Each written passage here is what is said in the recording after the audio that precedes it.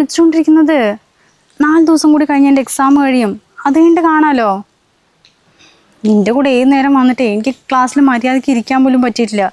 ഇനിയിപ്പോൾ ഈ എക്സാം കൂടി നന്നായി എഴുതിയിട്ടില്ലെങ്കിലേ PG അഡ്മിഷൻ കിട്ടില്ല. അതുകൊണ്ടല്ലേ പറയുന്നത്. നീ ഒരു കാര്യം ചെയ്യേ, 4 ദിവസം കഴിഞ്ഞിട്ടേ എവിടേക്കെങ്കിലും ട്രിപ്പ് പ്ലാൻ ചെയ്യേ, ഞാൻ വന്നോളാം. ക്ലാസ്സിലേക്കാണെന്ന് തന്നെ പറയാം. ഇവർക്കിപ്പോൾ എപ്പോഴും എക്സാം കഴിയാമെന്നൊന്നും അറിയില്ലല്ലോ. പഠിക്കാനാണ് വേണ്ടി കുറച്ച് നേരത്തെ ഇറങ്ങിയിട്ടേ. ലാസ്റ്റ് ഡേ അല്ലേ, കുറച്ച് വൈകിയാലും കുഴപ്പമില്ല, എന്തെങ്കിലും പറയാം. എടാ പിന്നെ ചേച്ചിക്ക് ചെറിയ ഡൗട്ടുണ്ട് തോന്നുന്നു.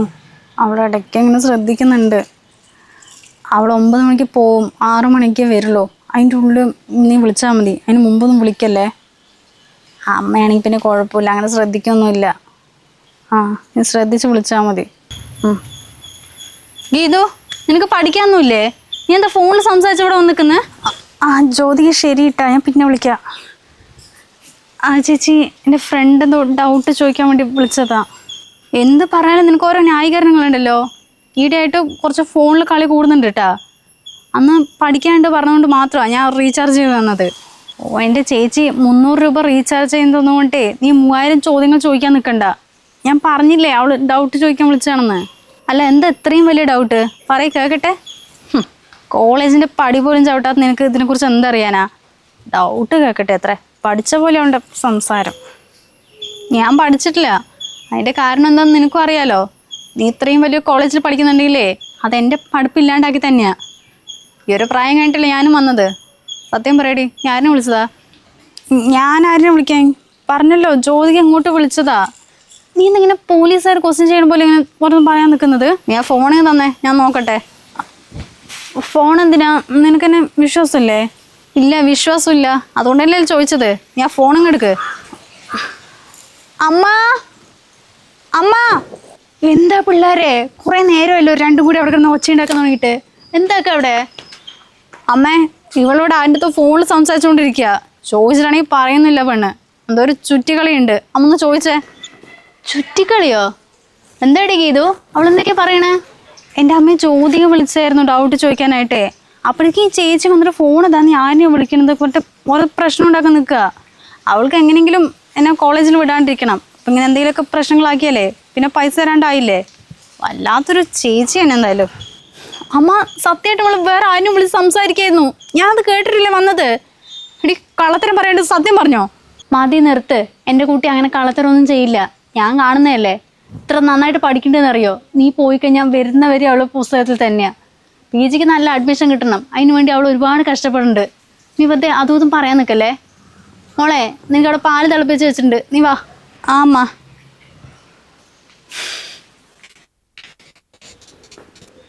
ദേവികെ, നിനക്ക് പോകാൻ സമയമായില്ലേ? നീ വേഗം ഇറങ്ങ്.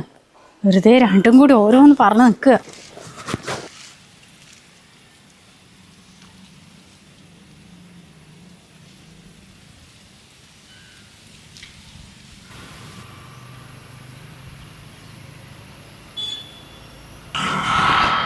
ദേവികെ, എടാ ഒരു മിനിറ്റ് നിൽക്കോ?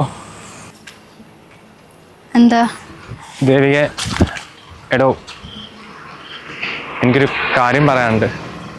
എന്താണെങ്കിലും എനിക്ക് കേൾക്കാൻ താല്പര്യമില്ല. ജോലിക്ക് കയറാൻ സമയമായി. ദേവിക, എടോ ഒരു 5 മിനിറ്റ് എനിക്ക് പറയാനുള്ളത് കേട്ടിട്ട് താൻ പൊക്കോ. എന്താ ദേവിക, ഞാൻ വെറുതെ പുറകെ നടക്കുന്നല്ല. എനിക്ക് കല്യാണം കഴിക്കാൻ വേണ്ടി തന്നെയാ. തൻ്റെ മറുപടി എന്തായാലും അതിപ്പോൾ എത്ര സമയം എടുത്താലും കുഴപ്പമില്ല. പക്ഷെ തന്നെ ആലോചിച്ചിട്ട് പറയോ. ഞാൻ ഒരു ബ്രോക്കർ കൃഷ്ണേട്ടൻ മുഖേന തൻ്റെ വീട്ടിലൊന്ന് പറയാൻ പറഞ്ഞിട്ടുണ്ടായിരുന്നു. പക്ഷെ തൻ്റെ അമ്മയോട് പറഞ്ഞപ്പോൾ ഇപ്പോൾ കല്യാണത്തിന് താല്പര്യമില്ല എന്നാണ് അറിയിച്ചത്. എടാ, പക്ഷെ എനിക്ക് തൻ്റെ മറുപടിയാണ് കേൾക്കേണ്ടത്. എത്ര വർഷമായാലും കുഴപ്പമില്ല, ഞാൻ കാത്തിരിക്കാം. പക്ഷെ താനൊരു എസ് പറയുകയാണെങ്കിൽ, അല്ലാതെ ഞാനിപ്പോൾ വെറുതെ പുറകെ നടക്കുന്നത് അത് എനിക്ക് തന്നെ ഒരു കുറവാകുന്നുണ്ട്. വിനോദ്, തനിക്കെൻ്റെ കാര്യം അറിയാലോ. +1 പഠിക്കുന്ന സമയത്താണ് അച്ഛൻ മരിക്കുന്നത്. അതിനുശേഷം അമ്മനെ അനിയത്തിനെയൊക്കെ ഞാൻ ഒറ്റയ്ക്ക് പണിയെടുത്തിട്ട് അവരെയൊക്കെ നോക്കുന്നത്. എടോ, ഞാൻ പെട്ടെന്ന് കല്യാണം കഴിഞ്ഞ് പോയാലേ അവർക്ക് വേറെ ആരുമില്ല. ഇന്നേവരായിട്ട് ഒരു കുറവ് ഞാൻ അവൾക്ക് വരുത്തിയിട്ടില്ല. എൻ്റെ അനിയത്തിനെ നന്നായി പഠിപ്പിക്കണം, അവൾക്ക് നല്ലൊരു ജോലി ആക്കി കൊടുക്കണം. അതൊക്കെ കഴിഞ്ഞിട്ട് എനിക്ക് ഇതിനെക്കുറിച്ചൊക്കെ ചിന്തിക്കാൻ പറ്റുള്ളൂ. ദേവി, എനിക്ക് തൻ്റെ അവസ്ഥയൊക്കെ നല്ലപോലെ അറിയാം. അതുകൊണ്ട് തന്നെ ഇത്രയും വർഷമായിട്ട് ഞാൻ ഇതൊന്നും ചോദിക്കാതിരുന്നത്. അല്ല, നിനക്കും അറിയാലോ ഞാൻ കുറേ കാലമായിട്ട് ഇതിൻ്റെ പുറകെ നടക്കുകയാണെന്ന്. പക്ഷേ എപ്പോഴെങ്കിലും ഞാൻ എന്തെങ്കിലും പറയുന്നത് താൻ കേൾക്കാമെന്നുണ്ടോ? പിന്നെ ഒരു പ്രതീക്ഷ ഉണ്ടായിരുന്നു എപ്പോഴെങ്കിലും താൻ ഓക്കെ പറയുന്നത്. അമ്മൻ്റെ കണ്ണടി മുമ്പേ എൻ്റെ കല്യാണം കഴിഞ്ഞ് കാണുന്ന ആ പാവത്തിന് ഭയങ്കര ആഗ്രഹം ഉണ്ടായിരുന്നു. 2 മാസം മുമ്പ് അമ്മ പോയി. പിന്നെ തനിക്കറിയാമല്ലോ, എനിക്കൊരു പെങ്ങളുണ്ട്. അവിടെ നല്ലപോലെ കല്യാണം കഴിച്ചു കൊടുത്ത്. അതിൻ്റെ ബാധ്യതയായിട്ട് എനിക്കൊന്നുമില്ലേ. ഞാൻ നിന്നെ പൊന്നുപോലെ നോക്കാം. ഓരോ വർഷം കഴിയുമ്പോഴേക്കും വയസ്സ് കൂടിയല്ലേ പോകുന്നത്, കുറേന്നല്ലല്ലോ. ഇപ്പം അമ്മയും കൂടി പോയപ്പോൾ ആകെ ഒറ്റപ്പെട്ട പോലെയുണ്ട്. കുടുംബക്കാരൊക്കെ വേറെ കല്യാണം കഴിക്കാൻ പറയുന്നുണ്ട്. പക്ഷെ മനസ്സിലൊരു പെൺകുട്ടിനെ വെച്ചിട്ട് വേറെ എങ്ങനെയാണ് ഞാൻ? എന്തായാലും ദേവിക, താൻ നല്ലപോലെ ആലോചിക്കുക. ഞാൻ കാത്തിരിക്കാം.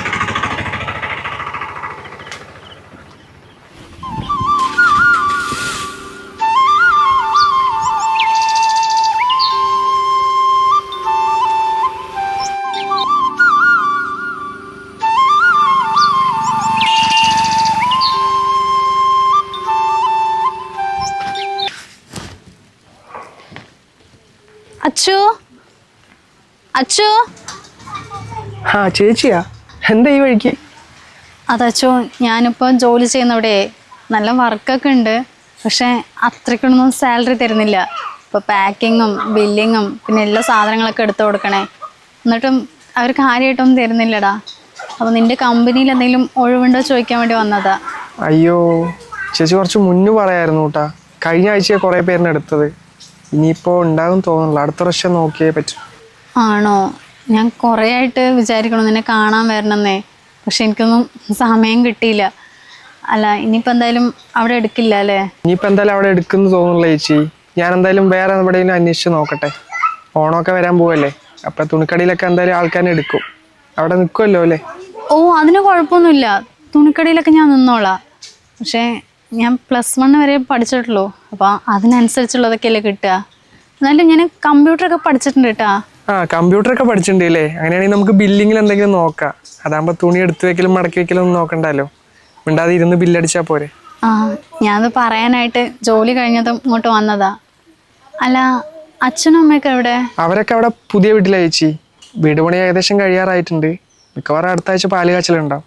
അപ്പോൾ കുറച്ച് സാധനങ്ങൾ ഉണ്ടായിരുന്നു, ഞാനപ്പോൾ അതിൻ്റെ പാക്കിങ്ങിലായിരുന്നു. ആ, അല്ല അപ്പം ഈ വീട് എന്താക്കും? ഇതിപ്പോൾ ഇങ്ങനെ തന്നെ വെക്കാൻ ചേച്ചി പ്ലാന്. വാടകയ്ക്ക് കൊടുക്കണം എന്നൊക്കെ ഉണ്ട്. പക്ഷേ ഓടിട്ട് ഇവിടെ ആയതുകൊണ്ട് ആരെങ്കിലൊക്കെ വരുമോ നോക്കാം. ആരെങ്കിലൊക്കെ വരികയാണെങ്കിൽ കൊടുക്കാം.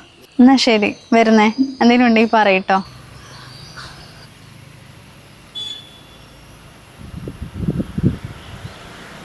പലചരക്ക് 1450, കറണ്ട് ബില്ല് 500. അമ്മ, സുമേച്ചിക്ക് ഗ്യാസിൻ്റെ 980 അല്ലേ? ഇതാ 1000 രൂപ ഉണ്ടേ. നീ ഒരു 1500 രൂപ താ. ഗ്യാസിന് 980 തന്നെ. പക്ഷേ ആ സുമയെ കോയമ്പത്തൂർ പോയിട്ട് 4-5 സാരികൾ എടുത്തിരിക്കണോ. അവളുടെ ചേച്ചിക്കോ അനിയത്തിക്കോ ആർക്കൊക്കെ കൊടുക്കാൻ വേണ്ടിയിട്ടാണ് തോന്നണോ. പക്ഷെ അവർക്കൊന്നും ആ കളറൊന്നും ഇഷ്ടപ്പെട്ടില്ല. അമ്മ നോക്കിയപ്പോൾ എനിക്ക് നല്ല ഇഷ്ടപ്പെട്ടു. അപ്പം അത് 2 എടുത്തേ. അപ്പം അതിൻ്റെ പൈസ കൊടുക്കാനാ. 500 രൂപയ്ക്ക് സാരി എടുത്തോന്നാ? എന്താ അമ്മ അത്? കഴിഞ്ഞ മാസമല്ലേ ഞാൻ സാലറി കിട്ടിയപ്പോൾ അമ്മ 2 സാരി എടുത്തത്. ഇതിപ്പോൾ ഈ മാസം എന്തിനാ എടുത്തത്? ആ കൂടി 4-5 ഡ്രസ്സും ഉണ്ടാ. ഞാൻ 1 വർഷമായിട്ട് പോകുന്നത്. അമ്മ എവിടെയും പോകുന്നൊന്നുമില്ലല്ലോ, വീട്ടിൽ തന്നെ ഇരിക്കല്ലേ. എന്താടി മോളെ ഇങ്ങനെയൊക്കെ പറയണത്? നീയേ എടുത്തു തരലില്ല. ഞാൻ ഇപ്പം 2 സാരി എടുത്തതിന് ഇങ്ങനെയൊക്കെ പറയേണ്ട ആവശ്യമുണ്ടാ? എല്ലാ മക്കളും സാലറി കിട്ടുമ്പോഴേ അമ്മമാർക്ക് മാലയും വളയും പട്ടുസാരിയൊക്കെ എടുത്തു കൊടുക്കും. നീ ഇന്നേവരെയായിട്ട് എനിക്കിതുപോലെ ഒന്നും ചെയ്തു തന്നിട്ടില്ലല്ലോ. ഇനി ഞാൻ എന്താ അമ്മ വാങ്ങിച്ചു തരേണ്ടത്? സാലറി കിട്ടിയിട്ട് 1 രൂപ പോലും ഞാൻ കയ്യിൽ വെക്കുന്നില്ല. എല്ലാം ഈ കുടുംബത്തിന് വേണ്ടിയല്ലേ ഇറക്കുന്നത്. ഞാൻ ഇനി എന്താ വാങ്ങിച്ചു തരേണ്ടത്? ചേച്ചി ഇന്ന് കോയമ്പത്തൂർ കോളേജിൽ തന്നെ വിളിച്ചിട്ടുണ്ടായിരുന്നു. അവര് ഞാൻ പറഞ്ഞ കോഴ്സ് അവിടെ മാത്രമല്ലേ ഉള്ളൂ. അപ്പോൾ ഇപ്പോൾ ബുക്ക് ചെയ്ത അഡ്മിഷൻ റെഡിയാക്കി തരാമെന്ന് പറഞ്ഞിട്ടുണ്ടായിരുന്നേ. പക്ഷെ ഒരു 20,000 രൂപ അടയ്ക്കണം. നാളെ തന്നെ അടയ്ക്കണം എന്ന് അവർ പറഞ്ഞേ. അപ്പം എന്തായാലും അടുത്ത മാസമൊക്കെ അഡ്മിഷൻ തുടങ്ങുള്ളൂ. പക്ഷെ നമ്മൾ മുൻകൂട്ടി ബുക്ക് ചെയ്താൽ പിന്നെ ആ സമയത്ത് ഓടണ്ടല്ലോ. നാളെ തന്നെ 20,000 വേണമെന്നോ? അല്ല എന്നിട്ട് നീ എന്താ അവരുടെ അടുത്ത് പറഞ്ഞത്? ഞാൻ എന്താ പറയാ, കൊണ്ടുവരാ പറഞ്ഞു. എൻ്റെ ചേച്ചി അഡ്മിഷൻ കിട്ടുന്ന സമയത്ത് നമ്മൾ ബുക്ക് ചെയ്താൽ അത്രയും നല്ലതല്ലേ? അല്ലാണ്ട് ഇപ്പം ഞങ്ങളുടെ അടുത്ത് പൈസ ഇല്ല, പിന്നെ എന്തെങ്കിലും ചെയ്തിട്ട് പിന്നെ കൊണ്ടുവരാന്നൊക്കെ അവൻ്റെ അടുത്ത് പറയാൻ പറ്റുമോ? പെട്ടെന്ന് 20,000 വേണം പറഞ്ഞാലേ ഞാൻ എവിടെ നിന്ന് എടുത്തു തരാനാ? എന്താ ചേച്ചി ഇങ്ങനെ പറയണത്? നീ 10 വർഷമല്ലേ ജോലി ചെയ്യാൻ തുടങ്ങിയിട്ട്? ദിവസം ഒരു 10-50 മാറ്റി വെച്ചാൽ തന്നെ 20,000 എന്തായാലും ഉണ്ടാവുമല്ലോ. അതൊന്നും എടുത്താ ഞാൻ ജോലി കിട്ടുമ്പോൾ അതൊക്കെ നിനക്ക് തിരിച്ചു തരാം. 20,000 രൂപ പോയിട്ട് മാസാവസാനം 20 രൂപ പോലും എടുക്കാൻ എൻ്റെ അടുത്തില്ല. നീ എന്തറിഞ്ഞിട്ടൊക്കെ ഇത് സംസാരിക്കണത്? അമ്മ അപ്പോഴും പറഞ്ഞു നിന്റെ അടുത്ത് ചോദിച്ചാൽ അങ്ങനെ എന്തെങ്കിലുമൊക്കെ പറയുന്നുള്ളത്. നീ എന്തായാലും വല്ലാത്തൊരു കൂടെ പറപ്പന്നെ കേട്ടാ. 500 രൂപയ്ക്ക് 2 സാരി എടുത്തതിനെ അവൾ എന്തൊക്കെയാ പറയണെന്നറിയോ? പിന്നെ നിനക്ക് 20,000 തരും തോന്നുന്നുണ്ടാ? ഇത്രയും കാലമായിട്ട് ഞാൻ എനിക്ക് വേണ്ടി ജീവിച്ചിട്ടില്ല അമ്മ. നിങ്ങൾ രണ്ടാളും സന്തോഷമായിട്ട് ഇരിക്കാൻ വേണ്ടിയിട്ടല്ലേ എല്ലാം ചെയ്തിട്ടുള്ളൂ. അല്ലെങ്കിലും ഞാൻ അങ്ങനെ പഠിപ്പ് നിർത്തിയിട്ട് പണിക്കിറങ്ങേണ്ട ആവശ്യം? ഇവളെ പഠിപ്പിക്കാൻ വേണ്ടിയിട്ടല്ലേ ഞാൻ അന്നേരം അങ്ങനെ ചെയ്തത്? എനിക്ക് ആ കൂടി ഇതാ 8,000 രൂപയുള്ളൂ. ഇതുകൊണ്ട് ഒന്നിനും തികയുന്നില്ല. ഇപ്പം ഞാൻ വരുന്ന വഴിക്ക് ആ അച്ഛനെ കണ്ടിട്ടേ എന്തെങ്കിലും പണി വേറെ ഉണ്ടെങ്കിൽ റെഡിയാക്കി തരാൻ പറ്റുമോ ചോദിച്ചതാ. എത്ര വലിയ ജോലി കിട്ടിയാലും നല്ല ശമ്പളം ഉണ്ടെങ്കിലൊക്കെ നിനക്ക് തന്നെയല്ലേ. അതിനിപ്പം ഞങ്ങൾക്ക് രണ്ടാൾക്കും തരേണ്ട കാര്യമൊന്നും ഇല്ലല്ലോ. അല്ലപ്പം കുടുംബത്തിലെ കാര്യങ്ങൾ നോക്കുന്നുണ്ട്, അത് അല്ലറ ചില്ലറ ചിലവൊക്കെ നീ ചെയ്യുന്നുണ്ട്. എന്തായാലും നീ ഒറ്റയ്ക്കാണെങ്കിലും ആ ചിലവുകളൊക്കെ ഉണ്ടാവുമല്ലോ. അപ്പം ഈ വീട്ടിൽ ഞങ്ങൾ രണ്ടും അധികം പറ്റാണല്ലേ നിനക്ക്? ഞാൻ അങ്ങനെ പറഞ്ഞതല്ലമ്മേ. ഗീതു, നീ പറഞ്ഞിട്ടുണ്ടായിരുന്നില്ലേ ചേച്ചി കോളേജിൻ്റെ പഠിച്ചവിട്ടിട്ടില്ല, നിനക്ക് വിദ്യാഭ്യാസം ഇല്ല എന്നൊക്കെ. ആടി, ഞാൻ +1 പഠിപ്പ് നിർത്തിയിട്ട് പണിക്കിറങ്ങിയതാ. അതും നിന്നെ പഠിപ്പിക്കാൻ വേണ്ടിയിട്ട്, ഈ കുടുംബം പട്ടിണി ആവാതിരിക്കാൻ വേണ്ടി. എല്ലാം ഞാൻ നിനക്ക് വേണ്ടി എൻ്റെ ജീവിതം തന്നെ സാക്രിഫൈസ് ചെയ്യായിരുന്നു. കണ്ടമ്മ, നമുക്ക് വേണ്ടി ചിലവാക്കിയതിനൊക്കെ അവളിൽ കണക്കുണ്ട്. ഇന്നല്ലെങ്കിൽ നാളെ ആ പൈസയൊക്കെ നമ്മളടുത്ത് ചോദിക്കും. അമ്മ നോക്കിയിരുന്നോ? സത്യം പറഞ്ഞാൽ നിന്റെ ചിലവിലൊക്കെ പഠിച്ചു എന്നൊക്കെ ആലോചിക്കുമ്പോഴേ വേണ്ടാന്ന് തോന്നുക. അല്ല, ഞങ്ങൾ ആരെങ്കിലും പറഞ്ഞാ ഞങ്ങൾക്ക് വേണ്ടി നിന്റെ ജീവിതം സാക്രിഫൈസ് ചെയ്യാൻ? കുടുംബത്തിന് വേണ്ടി ചിലവാക്കിയതിന് അവള് കണക്ക് നിരത്താൻ നിൽക്കണോ? നീക്ക് എന്ത് മോളാടി?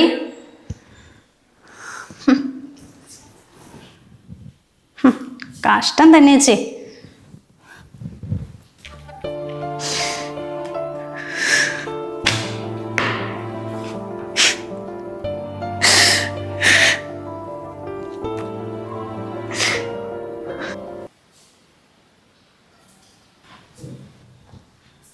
എടി, നിന്റെ എക്സാം കഴിഞ്ഞതല്ലേ, ഇനി എന്തിനാ വെറുതെ വീട്ടിലിരിക്കണത്?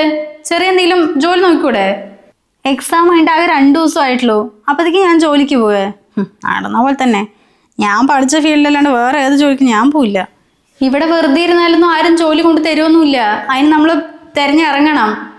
ഒരു കാര്യം ചെയ്യേ, ആ കല്ലേപ്പുള്ളിയിലുള്ള അക്ഷയ സെന്ററിൽ പോയിക്കോ.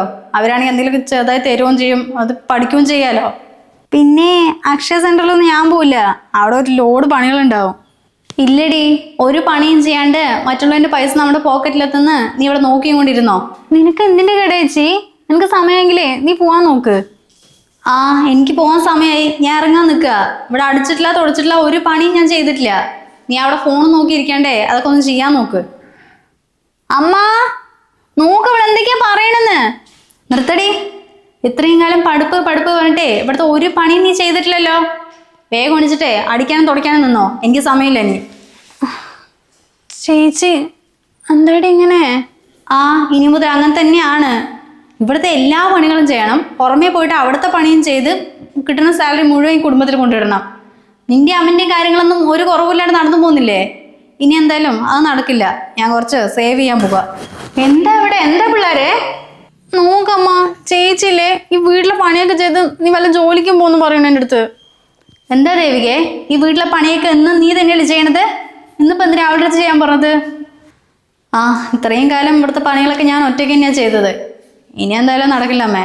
ഇവിടുത്തെ പണിയും ചെയ്യണം, പുറമെ പോയിട്ട് അവിടുത്തെ കാര്യങ്ങളും ചെയ്യണം. ഇനി എന്തായാലും ഇവിടെ 3 പെണ്ണുങ്ങളല്ലേ, എല്ലാവരും കുറച്ച് കുറച്ച് ചെയ്യേ. അല്ല, നിന്റെ ശബ്ദത്തിലൊരു മാറ്റം ഉണ്ടല്ലോ. എന്താ നിന്റെ ഉദ്ദേശം? എന്തുദ്ദേശം അമ്മേ? ഇത്രയും കാലം മിണ്ടാതിരുന്നപ്പോൾ നിങ്ങളൊക്കെ കൂടി എനിക്ക് പണി തന്നിട്ടേ ഉള്ളൂ.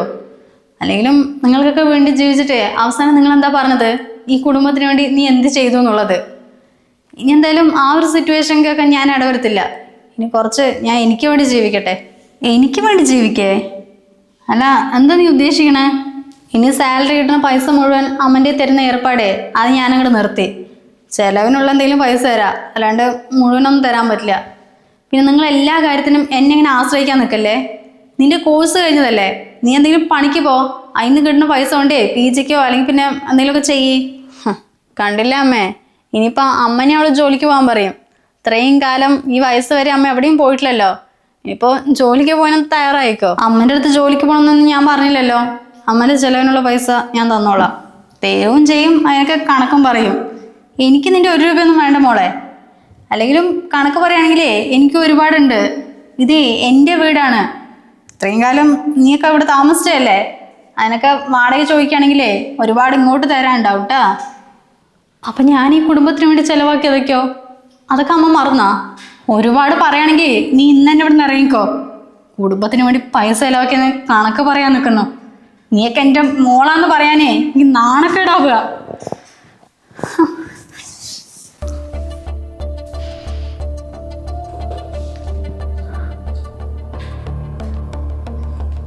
അമ്മ പറഞ്ഞ കേട്ടില്ലേ? നീ എന്ത് നോക്കി നിൽക്കുക?